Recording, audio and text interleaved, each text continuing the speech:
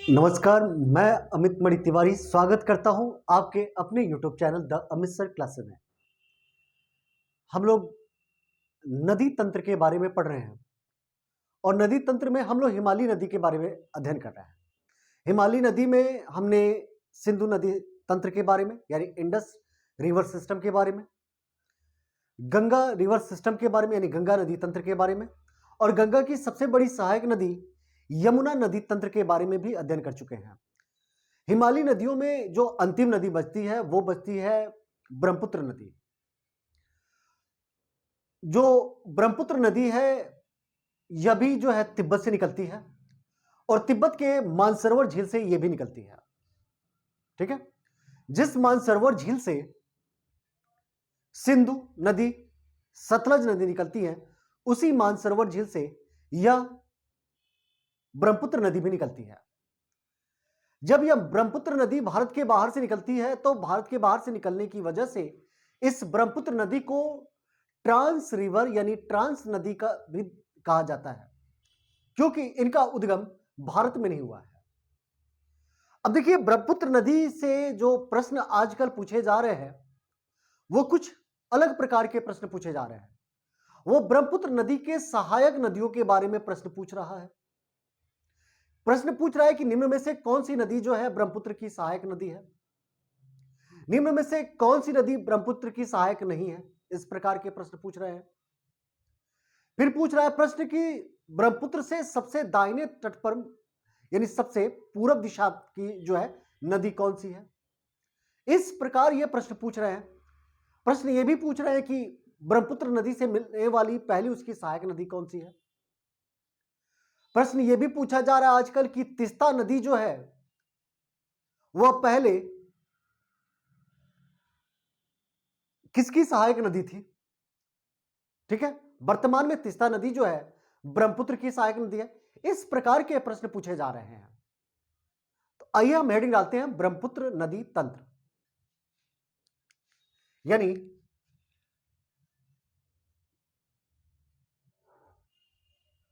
ब्रह्मपुत्र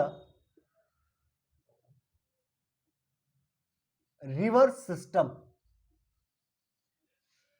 किसकी बात करने जा रहे हैं? ब्रह्मपुत्र रिवर सिस्टम के बारे में चर्चा करने जा रहे हैं।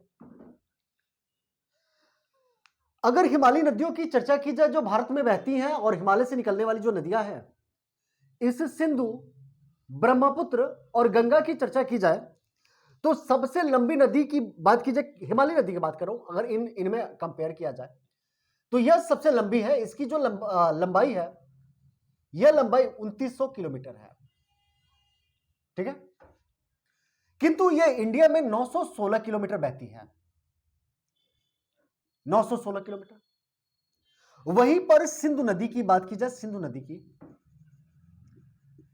नदी, उस सिंधु नदी की कुल लंबाई है 2880 किलोमीटर। लेकिन यह सिंधु नदी जो है 1114 किलोमीटर क्या है, भारत में बहती है। 1114 किलोमीटर भारत में बहती है। वहीं पर गंगा नदी की बात की जाए, गंगा नदी, इसकी कुल लंबाई 2525 किलोमीटर है। लेकिन भारत की बात की जाए तो 2510 किलोमीटर की लंबाई में यह भारत में बहती है। अगर हम लंबाई की साधारणतः कंपेयर करें तो सबसे लंबी नदी जो है वो ब्रह्मपुत्र नदी निकलती है।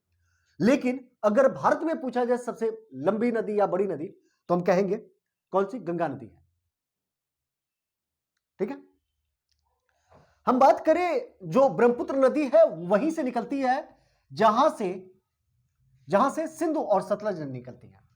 तो दूसरा नेक्स्ट पॉइंट यह बनेगा, यह वहीं से निकलती है, वहीं से निकलती है जहां से सिंधु नदी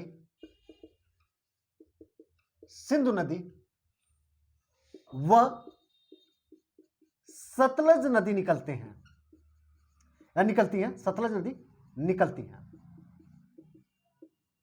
ठीक है, सतलज नदी निकलती है। यानी ये जो नदी है ये कहां से निकलती है? तो मान लीजिए कि एक झील है, अभी झील की बात कर रहा हूं, एक झील है इस झील का नाम है मानसरोवर झील, यानी मानसरोवर लेक, मानसरोवर झील। क्लियर। इस झील से क्या होती है, एक नदी पश्चिम की दिशा में बहती है, उत्तर पश्चिम में, और एक नदी जो है सीधे पूरब की ओर चली जाती है, और एक नदी जो है इस प्रकार निकल जाती है। तीन नदियां निकलती हैं। एक का नाम है सिंधु नदी, एक का नाम है सतलज नदी, और एक का नाम है ब्रह्मपुत्र नदी। यानी ये तीनों नदियां जो हैं एक ही स्थान से निकलती है, जिस स्थान का नाम है मानसरोवर झील। उस मानसरोवर झील से क्या होती है, तीनों निकलती है। और मानसरोवर झील कहां पे है, तिब्बत में है। कहां पे है, तिब्बत में है। देखिए पिछली क्लास में एक प्रश्न हमने पढ़ा था कि एक ही स्थान से दो नदियां निकल रही हैं और दोनों एक दूसरे के विपरीत दिशा में जा रही हैं। ठीक है, एक का नाम था नर्मदा और एक का नाम था सोन। सेम कहानी यहां पे भी वही हो रहा है कि एक ही स्थान से दो नदियां निकल रही हैं, ठीक है, और दोनों एक दूसरे के विपरीत दिशा में बहती हैं। एक का नाम है सिंधु और एक का नाम है ब्रह्मपुत्र। सिंधु और ब्रह्मपुत्र का जो ओरिजिन है एक ही पॉइंट है, और एक पॉइंट होने के साथ साथ ये दोनों जो रिवर है वो क्या होती है, एक दूसरे के अपोजिट डायरेक्शन में क्या होती है, फ्लो करती हैं। यहां तक की बातें क्लियर हो गई होंगी। मैं इनको हटाता हूं, आप लिख भी लिए होंगे। आगे बात करें, हम नेक्स्ट बात करें सिंधु नदी व ब्रह्मपुत्र नदी। ब्रह्मपुत्र नदी एक दूसरे के विपरीत दिशा में बहते हैं।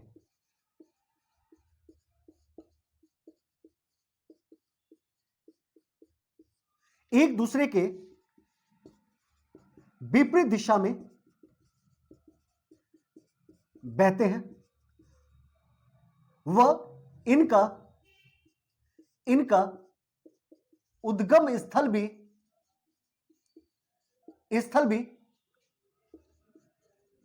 एक ही स्थान है।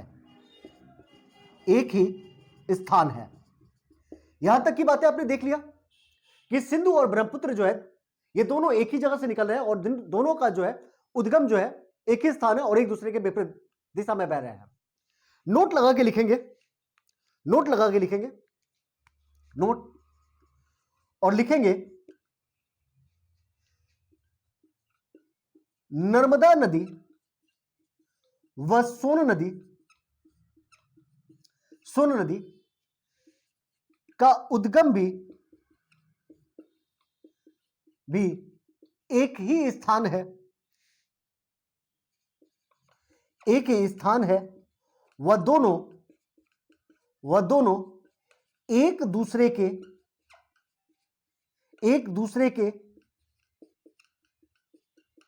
विपरीत दिशा में बहती हैं।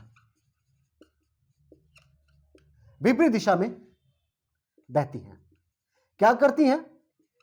जिस प्रकार सिंधु और ब्रह्मपुत्र भी एक दूसरे के विपरीत दिशा में बहती हैं और एक ही ओरिजिन पॉइंट है, सेम वही कहानी क्या है, नर्मदा नदी का और सोन नदी का दोनों का एक ही ओरिजिन पॉइंट है और दोनों क्या करते हैं, एक दूसरे के विपरीत दिशा में बहते हैं।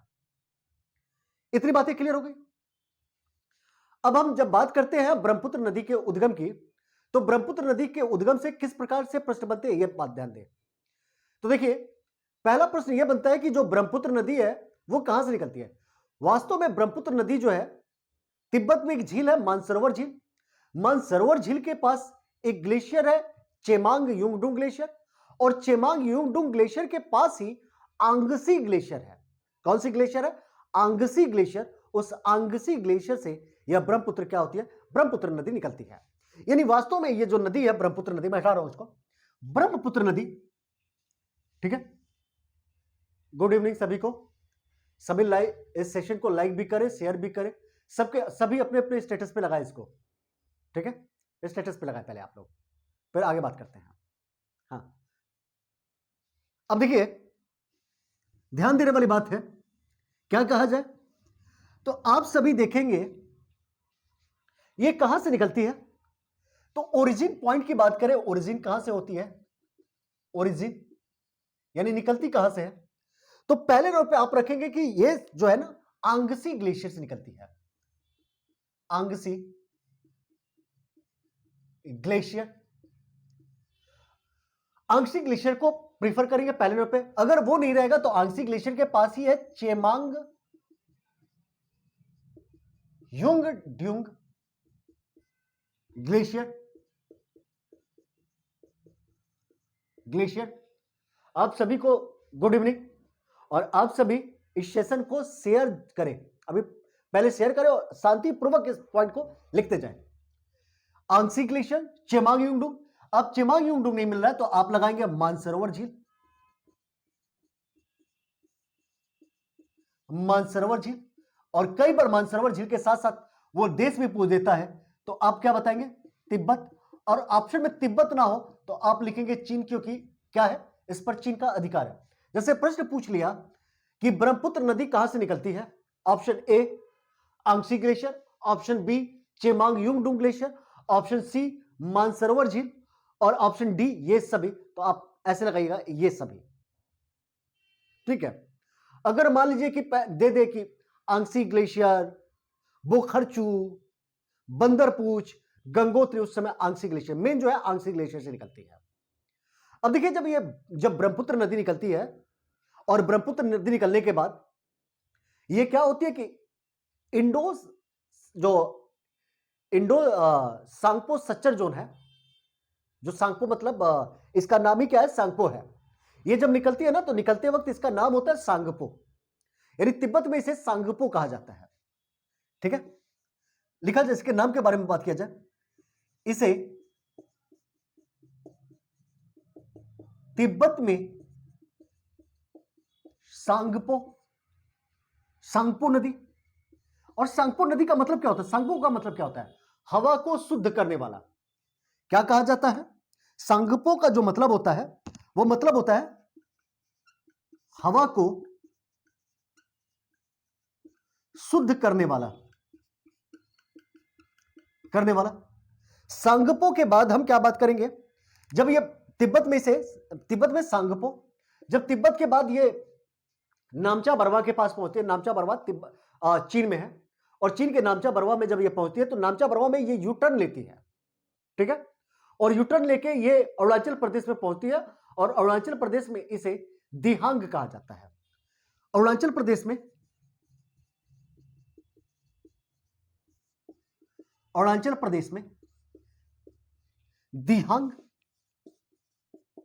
दिहांग नदी। फिर ये क्या होती है? असम में जाती है, असम में ब्रह्मपुत्र वह जब ये बांग्लादेश में पहुंचती है, वह बांग्लादेश में जमुना कहा जाता है। यानी जब ये जो नदी निकलती है, ये ब्रह्मपुत्र नदी निकलती है, तो ब्रह्मपुत्र नदी ओरिजिन के समय इसका नाम होता है सांगपो। अरुणाचल प्रदेश में इसे दिहांग कहा जाता है। जब यह असम में आती है तो ब्रह्मपुत्र इसका नाम पड़ जाता है, और जब यह बांग्लादेश में प्रवेश करती है तो इसका नाम क्या पड़ जाता है? जमुना नाम पड़ जाता है। इस हिसाब से देखा जाए तो यह जो नदी है यह 3 देशों से निकलती है, यानी 3 देशों में बहती है। एक आपका हो जाएगा तिब्बत को हम कह लें चीन, क्योंकि तिब्बत पर किसका अधिकार है? चीन।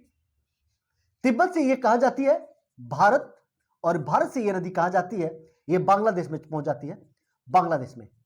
यानी 3 देशों में बहने वाली यह नदी है, 3 देशों में, ठीक। हम साइड हो जा रहा हूं, इसको नोट भी कर लें आप लोग।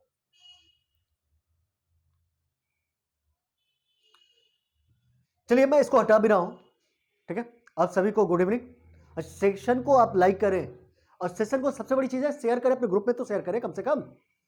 जिनके पास समझ में आ रहा है ना, जब समझ में आ रहा है तो इसको शेयर कर दे आप, ठीक है। हाँ, अब ध्यान दीजिएगा, किसकी बात कर रहे हैं? हम ब्रह्मपुत्र की बात कर रहे हैं, और ब्रह्मपुत्र के हमने नामों की चर्चा कर लिया।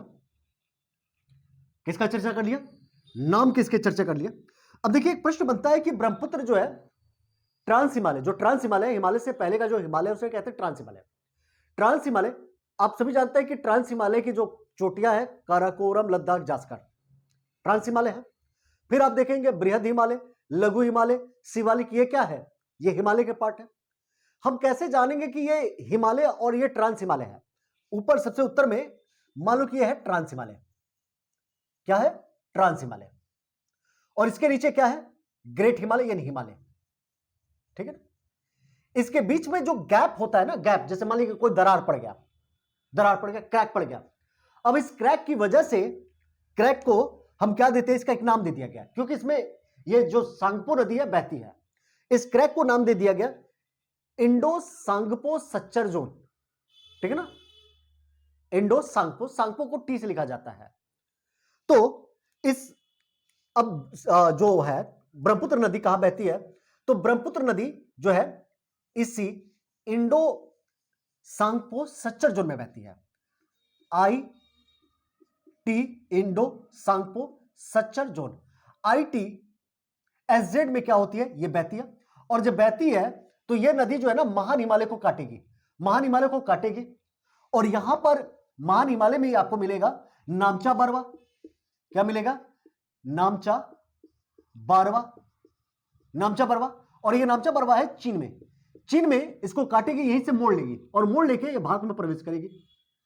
अब देखिए, मैं एक बात बताऊं, आप सिंपल भाषा में कह सकते हैं कि वह नदी जो हिमालय को काट के बह रही है उसे पूर्ववर्ती नदी कह सकते हैं, या आप दूसरे शब्दों में कहें कि वह नदी जिनका बहाव, ठीक है, हिमालय को उत्पत्ति से पहले से था, या जिस नदी की उत्पत्ति हिमालय की उत्पत्ति से पहले था, उस नदी को हम पूर्ववर्ती नदी कहेंगे, एंटीसीडेंट नदी कहेंगे। यानी ब्रह्मपुत्र नदी जब इस हिमालय को काट रही है, इसका मतलब ये पहले बह रही होगी, तभी तो हिमालय को काट रही है।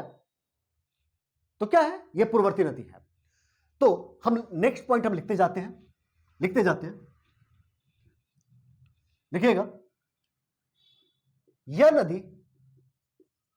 नदी पश्चिम से पूर्व, ईस्ट वेस्ट टू ईस्ट, पश्चिम से पूर्व IT Indo Tsangpo suture zone, IT S Z में बहते हुए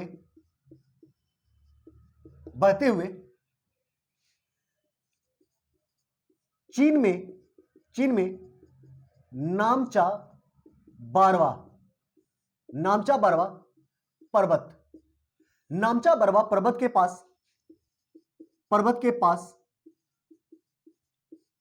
यू टर्न लेती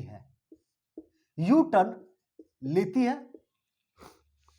वह भारत में प्रवेश करती है। कहां से भारत में प्रवेश करती है? तो आप कहेंगे कि नामचा बरवा से जो है यह भारत में प्रवेश करती है। क्लियर? कहां से? नामचा बरवा से। तो हम बात करेंगे कि चल ठीक है, नामचा बरवा से इसने प्रवेश किया, और नामचा बरवा कहां पे है? चीन में है, और भारत में इसने प्रवेश कर लिया।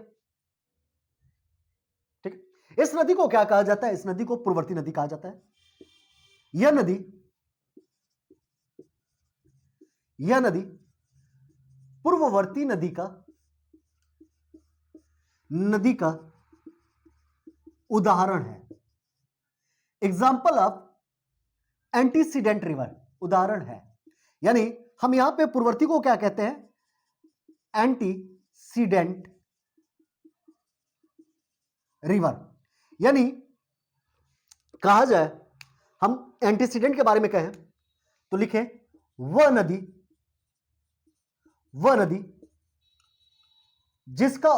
जिसका उद्गम हिमालय के निर्माण से पहले से था। हिमालय के निर्माण से पहले से था। वो क्या कहलाती है? वो कहलाती है पूर्ववर्ती नदी। ठीक है ना? या हम दूसरे शब्दों में कहें, वह नदी जो हिमालय को काटती है,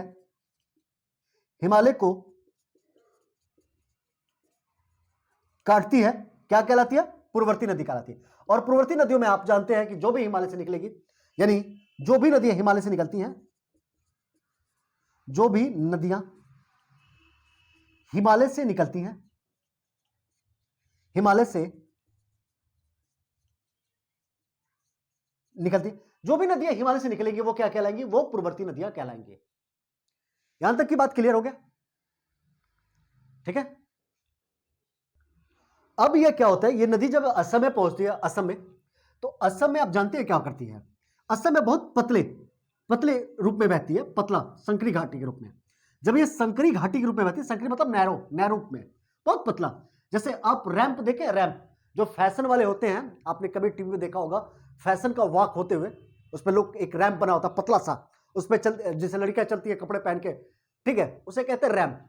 तो ये जो है ना असम में बहुत पतली घाटियों के रूप में बहती है, और जब असम में पतली घाटियों के रूप में बहती है तो इस कारण इसे क्या कहा जाता है, इसे यानी कहा जाता है कि यह असम में रैंप घाटी में बहती है, और साथ ही साथ यह विश्व की सबसे बड़ी नौकागम्य नदी है, नेविगेबल, इसमें नाव चलाई जाती है, विश्व की सबसे बड़ी नौकागम्य है। और जब असम में यह जाती है तो असम में एक द्वीप का निर्माण करती है जिसे नाम दिया जाता है माजुली द्वीप, और कहा जाता है कि विश्व का सबसे बड़ा नदी द्वीप है, ठीक है, माजुली द्वीप। और माजुली द्वीप को 2016 में असम सरकार ने क्या किया, अपना जिला घोषित कर दिया, यानी पहला माजुली द्वीप जो है पहला द्वीपीय जिला है, ठीक है। माजुली द्वीप जो है वहां पे सोनेवाल जनजाति पाई जाती है, और माजुली द्वीप जो है चावल की खेती के लिए प्रसिद्ध है। तो आइए हम बात करते हैं आगे, नेक्स्ट पॉइंट पे बात करते हैं, निकल जाए। देखिए यह नदी असम में रैंप घाटी में बहती है। रैंप घाटी मतलब पतली संकरी रूप में बहती है, रैंप घाटी में बहती है। दूसरा पॉइंट, यह नदी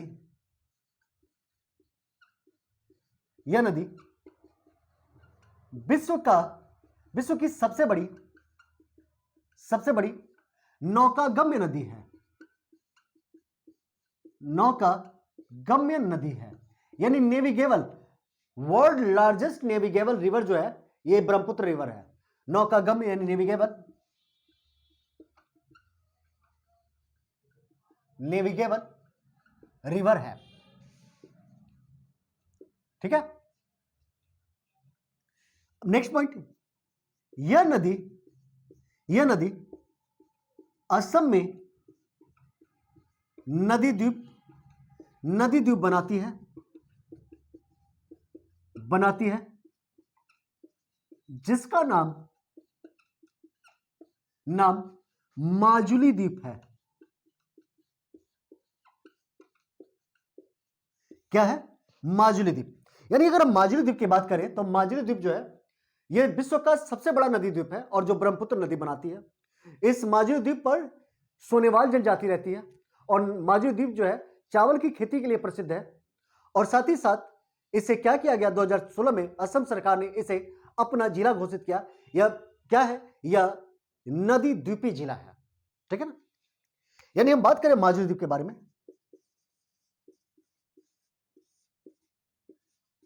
माजुली द्वीप, माजुली आइलैंड कहां पे है, ब्रह्मपुत्र नदी पे है, ठीक है। यह विश्व का सबसे बड़ा नदी द्वीप है। क्या है, नदी द्वीप है। दूसरे पॉइंट की बात करें, यहां पे क्या होती है, यहां पर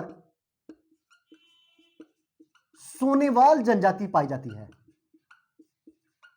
सोनेवाल जनजाति पाई जाती है, ठीक है। यह द्वीप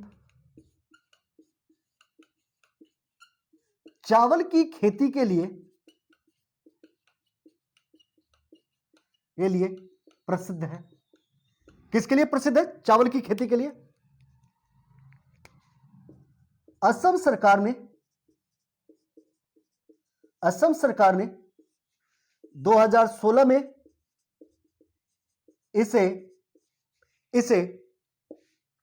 इसे जिला घोषित किया। क्या घोषित किया, जिला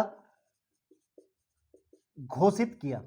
यानी ये असम का क्या है, माजुली, अब ये असम का एक जिला भी है। क्लियर, इतनी बातें क्या थी ये ब्रह्मपुत्र नदी के बारे में थी, उसकी विशेषताएं थी। अब हम बात करेंगे ब्रह्मपुत्र नदी के क्या सहायक नदियों के बारे में। हेडिंग डालें ब्रह्मपुत्र की सहायक नदियां। क्लियर? चलिए, गुड इवनिंग सभी को। आगे हेडिंग डालें ब्रह्मपुत्र की सहायक नदियां। ठीक है, यानी ट्रिब्यूटरी ऑफ ब्रह्मपुत्र रिवर। अब यहां पे हम देखें तो मान लीजिए कि यह है आंशिक ग्लेशियर, यहां से निकल रही है ब्रह्मपुत्र नदी और पश्चिम से पूर्व की तरफ बही, और बहने के बाद ऐसे यूटर्न ली, और यूटर्न लेने के बाद ये आई और ऐसे चली गई। ठीक है ना? अब देखिए, अगर मैंने कहा कि इसके दिशा कैसे देखा जाए, हम सभी जानते हैं कि ऊपर वाला हिस्सा होता है उत्तर, नीचे वाला हिस्सा होता है दक्षिण। ठीक है, अब एक काम करते हैं, हम ऊपर से ऐसे चलते हुए चले आते हैं। जब ऊपर से चलते हुए आएंगे तो अभी यहां तक चलेंगे तो ऊपर वाला हिस्सा होगा लेफ्ट होगा, नीचे वाला हिस्सा होगा राइट होगा। लेकिन जब हम आते हुए मुड़ेंगे, ऐसे मुड़ेंगे, तो अब जो है इधर से चला, इधर से पश्चिम, पूरब से पश्चिम चला है, तो ऊपर वाला हिस्सा क्या हो गया दाहिना हो गया, और नीचे वाला हिस्सा क्या हो गया बायां हो गया। यानी इधर वाला ये वाला हिस्सा जो है बायां हो गया, लेफ्ट हो गया, ये वाला हिस्सा क्या हो गया राइट हो गया। ठीक है, अब ध्यान दीजिएगा, एक नदी है दिबांग नदी, और जो तिब्बत से निकलती है, और दिबांग नदी जो है तिब्बत से निकलकर कहां से निकलती है तिब्बत से, और तिब्बत से निकलकर यह अरुणाचल प्रदेश होते हुए असम के पासीघाट में यह नदी मिलती है। कहां मिलती है? असम के पासीघाट में। इस नदी का क्या नाम है? दिबांग। तो आप नीचे नीचे की तरफ लिखेंगे दिबांग नदी, दिबांग नदी, दिबांग नदी। आप लिखेंगे कि यह नदी तिब्बत से निकलती है, वह अरुणाचल प्रदेश होते हुए असम में पासीघाट, असम के पासीघाट में ब्रह्मपुत्र नदी से मिल जाती है। दिबांग नदी, यह नदी तिब्बत से निकलती है, अरुणाचल प्रदेश होते हुए असम के पासीघाट में ब्रह्मपुत्र नदी से मिल जाती है। ठीक है, नेक्स्ट पॉइंट लिखिएगा, यह नदी ब्रह्मपुत्र से मिलने वाली उसकी पहली सहायक नदी है।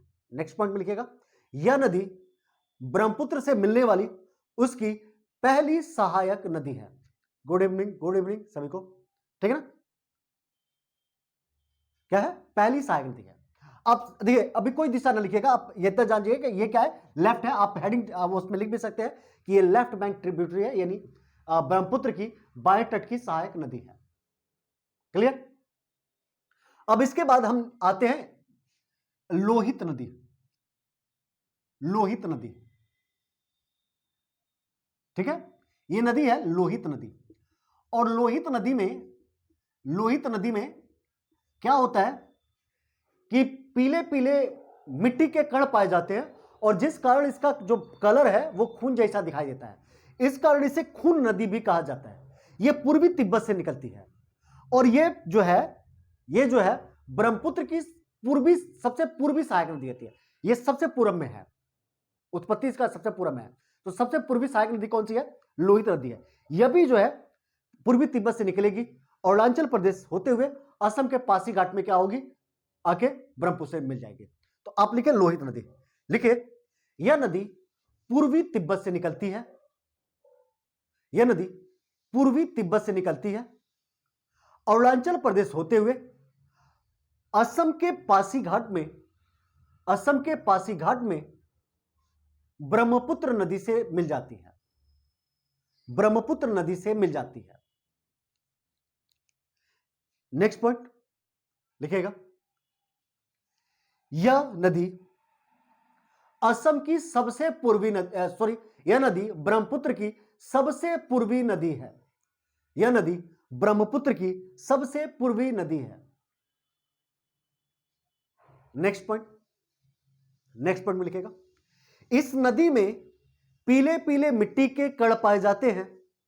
इस नदी में पीले पीले मिट्टी के कण पाए जाते हैं, जिस कारण इस नदी के पानी का रंग यानी colour of water of this river, जिस कारण इस नदी के पानी का रंग लाल दिखाई देता है, अतः इसे खून नदी कहा जाता है। अतः इसे खून नदी कहा जाता है। क्या कहा जाता है? खून नदी। नीचे हेडिंग डालिएगा, खून नदी कहा जाता है। क्या कहा जाता है? खून नदी कहा जाता है। क्लियर? अब देखिए, एक नदी है जिसका नाम है दिहिंग नदी या बूढ़ी दिहिंग कहते हैं, तीसरी नदी है और यह भी बाएं तट की नदी है। दिहिंग नदी, इस नदी का नाम है दिहिंग नदी,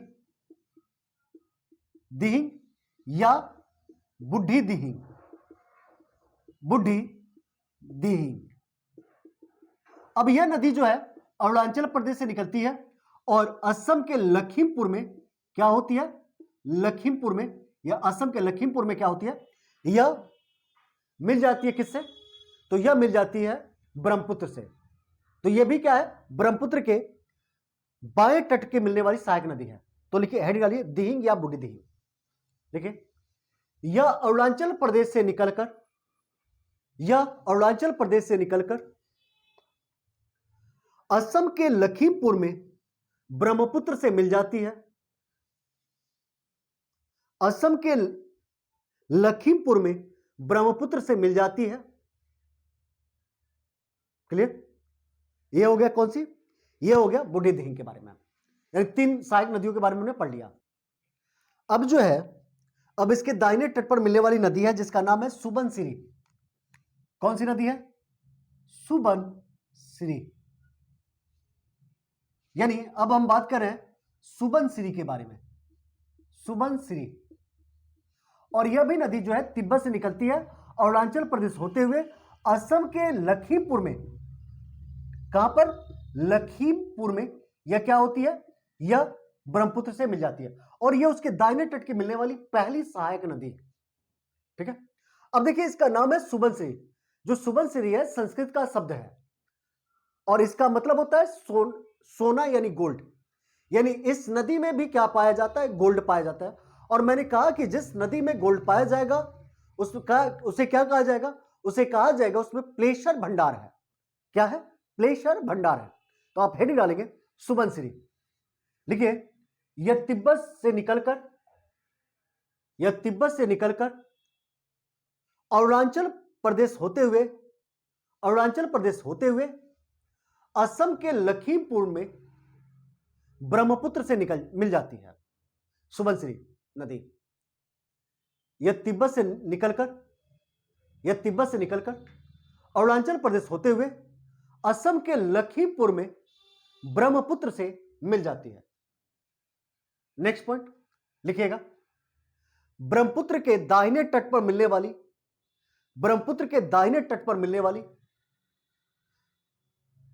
ये देखिए ब्रह्मपुत्र की सबसे बड़ी भी सहायक नदी है। तो हम लिखेंगे सबसे बड़ी सहायक नदी, यह ब्रह्मपुत्र के दाहिने तट पर मिलने वाली ब्रह्मपुत्र की सबसे बड़ी सहायक नदी है, लार्जेस्ट ट्रिब्यूटरी ऑफ ब्रह्मपुत्र। यह ब्रह्मपुत्र की सबसे बड़ी सहायक नदी है, दाहिने तट पर मिलने वाली ब्रह्मपुत्र की सबसे बड़ी सहायक नदी है, सबसे बड़ी सहायक नदी है। नेक्स्ट पॉइंट लिखेंगे इसमें सोने के कण पाए जाते हैं। ठीक है ना? पार्टिकल्स ऑफ गोल्ड, इसमें सोने के कण पाए जाते हैं। ठीक है ना? अच्छा, जिसमें भी सोने के कण पाए जाते हैं उसे क्या कहा जाता है? प्लेशर। क्या कहा जाता है? प्लेशर। भाई कण है, भंडार होगा तो उसे नाम क्या दिया जाएगा? प्लेशर भंडार नाम दिया जाएगा। क्या नाम दिया जाएगा? प्लेशर भंडार, प्लेशर भंडार। और हम सभी जानते हैं कि जिन जिन नदियों में प्लेशर भंडार पाया जाता है यानी सोने के कण पाए जाते हैं, वो नदियां कौन कौन सी हैं? तो एक नदी है आपकी सिंधु नदी, एक नदी है सोन नदी, एक नदी है स्वर्णरेखा नदी और एक नदी है सुबनसिरी नदी। ये भारत की नदियां हैं।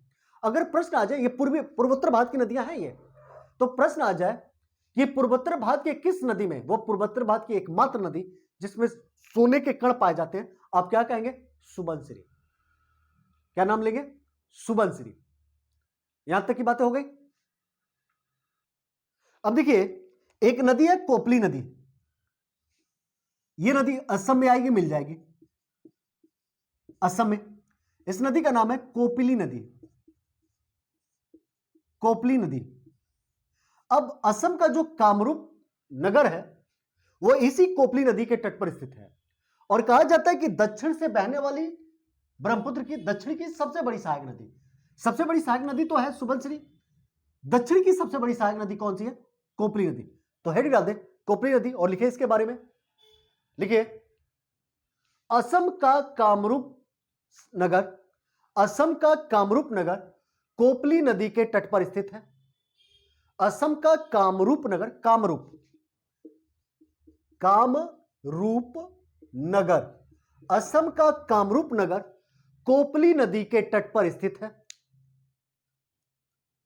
लिखिए नेक्स्ट पॉइंट, दक्षिण की तरफ से बहने वाली यह असम की ब्रह्मपुत्र की सबसे बड़ी सहायक नदी है। दक्षिण की तरफ से बहने वाली यह ब्रह्मपुत्र की सबसे बड़ी सहायक नदी है। इतनी बातें हो गई, इतनी बातें कोपली के बारे में। अब एक नदी है भूटान से निकलती है और भूटान से निकलती है उस नदी का नाम है मानस नदी। मानस नदी, और जो मानस नेशनल पार्क है, मानस नदी, जो मानस नेशनल पार्क है, वह मानस नेशनल पार्क जो है वो इसी नदी के तट पर स्थित है और यह जो है भूटान की सबसे बड़ी नदी है। ठीक है, तो लिखिए मानस नदी, हेडिंग डालें मानस नदी। यह भूटान से निकलती है, यह नदी भूटान से निकलती है। यह नदी भूटान की सबसे बड़ी नदी है, सबसे बड़ी नदी है, सबसे बड़ी नदी है मानस नदी। यह भूटान की सबसे बड़ी नदी है। यह नदी असम में ब्रह्मपुत्र से मिल जाती है। यह नदी असम में ब्रह्मपुत्र से मिल जाती है। मानस टाइगर रिजर्व या मानस नेशनल पार्क, मानस नेशनल पार्क लिखिएगा, असम का मानस नेशनल पार्क, मानस नेशनल पार्क से यह नदी होकर बहती है। असम के मानस नेशनल पार्क से यह नदी होकर बहती है। अब हम बात करते हैं तीस्ता नदी की, और तीस्ता नदी जो है पश्चिम बंगाल से निकलती है। तीस्ता नदी, यह तीस्ता नदी, ठीक है। इसकी जो है सहायक नदी है रंजीत है और रंगपो है। रंजीत, रंगपो, रंजीत और रंगपो, तीस्ता नदी की यह रही तीस्ता नदी, ठीक है ना। भारत और बांग्लादेश के बीच इस नदी का क्या है, विवाद है। और देखिए कहा जाता है कि 1787 से पहले यह नदी जो थी यह गंगा की सहायक नदी थी, लेकिन जब बाढ़ आया और बाढ़ आने की वजह से यह नदी क्या की थी, यह नदी ब्रह्मपुत्र की सहायक नदी हो गई। यानी कहा जाए कि जितनी भी हिमालय नदियां हैं वो कैप्चरिंग करने की, यानी अपहरण करने की, भाई देखिए क्षेत्र कैप्चर कर रही है ना, कैप्चरिंग करने की क्या होती है, क्षमता होती है। तो अब हेडिंग डालेंगे तीस्ता नदी, तीस्ता नदी, तीस्ता नदी लिखिएगा। यह नदी पश्चिम बंगाल के दार्जिलिंग से निकलती है। यह नदी पश्चिम बंगाल के दार्जिलिंग से निकलती है। देखिए रंजीत व रंगपो इसकी सहायक नदियां हैं। रंजीत व रंगपो इसकी सहायक नदियां हैं। देखिए तीस्ता विवाद भारत व बांग्लादेश के बीच है। तीस्ता विवाद भारत व बांग्लादेश के बीच है। नेक्स्ट पॉइंट लिखिएगा, 1787 से पहले 1787, 1787 से पहले यह गंगा की सहायक नदी थी, किंतु बाढ़ की वजह से यह ब्रह्मपुत्र की सहायक नदी बन गई। किंतु बाढ़ की वजह से यह ब्रह्मपुत्र की सहायक नदी बन गई। नोट डाल के लिखेगा, हिमालय नदियों का कार्य अपहरण करना, कैप्चरिंग करना होता है। अपहरण करना, अपहरण यानी कैप्चरिंग, कैप्चरिंग करना होता है, ठीक है। अब क्या होती है, ये जो ब्रह्मपुत्र नदी है ये जाएगी बांग्लादेश में, जमुना कहलाएगी, फिर ये पद्मा से मिलेगी, मेघना के बाद ये क्या करेगी, सबसे बड़ी डेल्टा बनाएगी और जिसे क्या कहा जाता है, सुंदरबन की डेल्टा, गंगा और ब्रह्मपुत्र की। ठीक है, तो आज की क्लास को यहीं पे बाइंड करता हूं। उम्मीद कर रहा हूं कि आपको समझ में भी आया होगा। सेशन को लाइक, शेयर और सब्सक्राइब कर दें। नए सब्जेक्ट के साथ, मतलब नए टॉपिक को आगे बढ़ाया जाएगा। अब दक्षिण भारत की नदियों के बारे में आगे आगे क्लास में चर्चा की जाएगी।